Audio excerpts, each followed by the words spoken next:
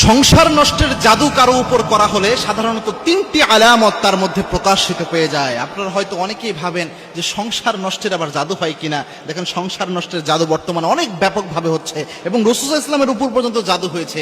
জাদু অনেক সত্য একটা বিষয়।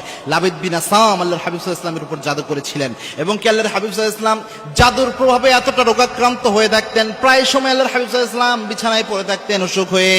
আবার আল্লাহর হাবিব সাল্লাল্লাহু আলাইহি ওয়াসাল্লাম নামাজের যখন সূরা পড়তে দাঁড়াতেন অনেক সময় সূরা ভুলে যেতেন, প্রায় সময় এক একটা জিনিস আল্লাহর হাবিব সাল্লাল্লাহু আলাইহি ওয়াসাল্লাম ভুলে যেতেন। অবশেষে জিবরাইল আমিন এসে জানালেন, ইয়া রাসূলুল্লাহ, আপনার উপর জাদু করা হয়েছে। লাবিদ বিন আসাম তার উপর জাদু করেছিলেন। সুতরাং জাদু একটা সত্য বিষয়, আমাদের উপরে যে কেউ করে ফেলতে পারে।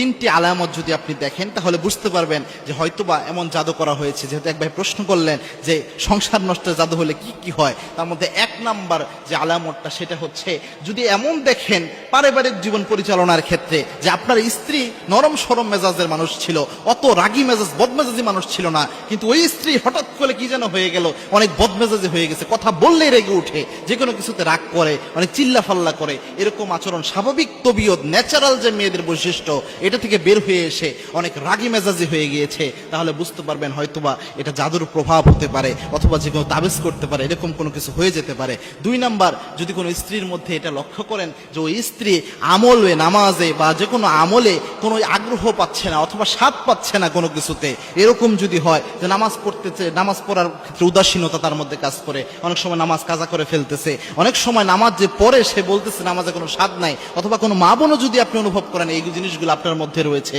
তাহলে বুঝতে পারবেন যে হতে পারে এটা একটা জাদুর প্রভাব। কারণ আলেমরা প্রেসক্রাইব করেন এটা জাদু হলে এই আলামতগুলো প্রকাশ পায়। তিন নাম্বার হচ্ছে যে যদি শরীরের মধ্যে অযথা কোনো ব্যথা দেখা দেয়, অর্থাৎ কোনো রোগ ব্যাধি নাই, আপনি চিকিৎসা করাচ্ছেন কোনো রোগ ব্যাধি বের হয় না, কিন্তু মাথা ব্যথা শরীর ব্যথা প্রায় সময় এটা দেখা দিচ্ছে, কিন্তু আপনি খুঁজে পাচ্ছেন না যে এরকম কোনো কিছু দেখা দিচ্ছে, তাহলে বুঝতে পারবেন যে আপনার উপরে জাদু হতে পারে। এবং জাদু হলে অনেক মেয়েরা এমন হয় যে স্বামীকে সহ্যই করতে পারে না, স্বামীকে দেখলে মনে হয় যে জম দেখতেছে, এরকম ভাবে ট্রিট করে।